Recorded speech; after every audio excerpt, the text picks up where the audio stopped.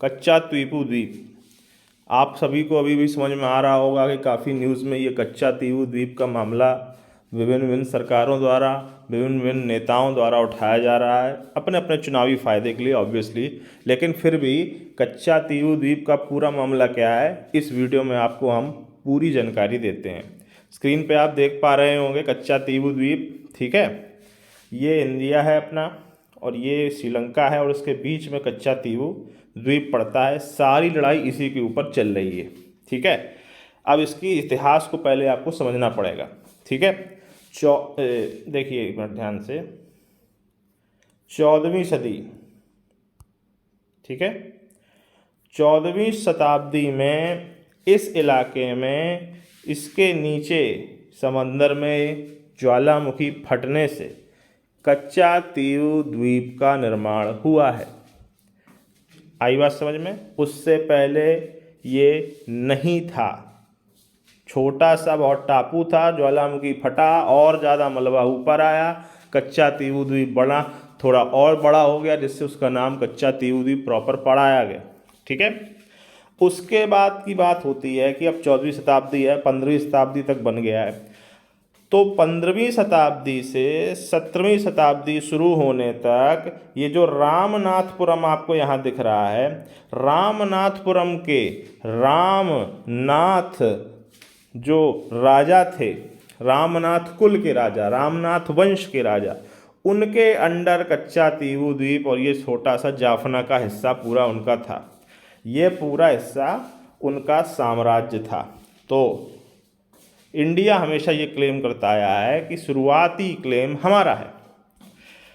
17वीं शताब्दी में आते आते जाफना का जो राजा था उसने कच्चा तीवू द्वीप को ले लिया।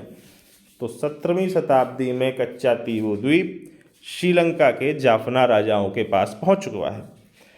अब अंग्रेज़ों का और ब्रिटिशों का और पुर्तगालियों सबका आगमन शुरू हुआ और उन सभी ने अपने डॉक्यूमेंट्स में लिखा है कि कच्चा तीवू द्वीप का आधिपत्य श्रीलंका के जाफना राजाओं का है।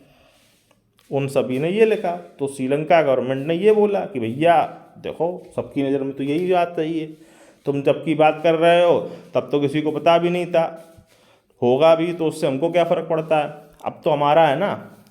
तो इस तरह से कच्चा तीवू द्वीप 17वीं शताब्दी से 1921 तक श्रीलंका के पास था। पर 1921 में ब्रिटिशों ने, अंग्रेज़ों ने कच्चा तीवू द्वीप को अगेन रामनाथपुरम या पूरी जो अपनी मद्रास प्रेसिडेंसी है उसके अंडर ला दिया। तो कच्चा तीवू द्वीप 20वीं सदी में भारत के पास आ गया, भारत की मद्रास प्रेसिडेंसी के पास। अब भारत आज़ाद हुआ, श्रीलंका भी आज़ाद हुआ, ये सब आज़ाद हुए। कच्चा तीवू द्वीप पे लड़ाई छिड़ गई कि अरे भाई ऐसे कैसे हो सकता है, श्रीलंका वाले बोले हमारा है, इंडिया वाले बोले हमारा है। और ये सब के बाद ये गवर्नमेंट की बात हो रही है। कच्चा तीवू द्वीप पर 19वीं सदी में एक सेंट थॉमस की बढ़िया चर्च बनाई गई थी, जिसमें श्रीलंका और इंडिया दोनों के लोग बिना वीज़ा, बिना पासपोर्ट के आकर अपनी पूजा याचना कर सकते थे। ये आज भी चल रहा है। इसका प्रबंधन लेकिन जाफना के जो बिशप हैं उनके हाथ में तब भी था, आज भी है। आई बात समझ में? तो ये कल्चरल तो चल ही रहा है अपना, तो वो एक स्पॉट बन गया टूरिस्ट। अब प्रॉब्लम आनी शुरू हुई कब से, ज़्यादा ही प्रॉब्लम। ये तो देखो क्लेम होते हैं, अरुणाचल प्रदेश का क्लेम करता रहता है चाइना। प्रॉब्लम आ रही है कि भैया इस इलाके के जो फिशरमैन हैं, मछुआरे हैं, वो कभी कभी रेस्ट करने के लिए, माल की सप्लाई को बदलने के लिए या यहाँ से व्यापार करने के लिए यहाँ पर आकर अपनी नाव लगा देते थे। तब श्रीलंका वालों ने, जो सरकार थी, अपने यहाँ शक्ति प्रदर्शन करने के लिए कि हम इंडिया से डरते नहीं हैं, इन मछुआरों को पकड़ के जेल में डालना शुरू कर दिया। तमिलनाडु सरकार ने बहुत गिराया।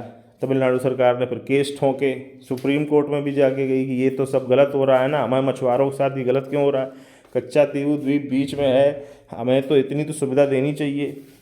तो सारा युद्ध इस पर था, जमाने से ये चल रहा है। अब आई 1974 की बात। श्रीलंका की सरकार और उस समय की इंदिरा गांधी सरकार ने एक पैक्ट साइन करके कच्चा तीव द्वीप को पूरी तरह से श्रीलंका के आधिपत्य में मान लिया, जिससे जिससे सामने की स्क्रीन पर देखो, अपनी इंटरनेशनल बाउंड्री लाइन तुम्हें दिख रही होगी।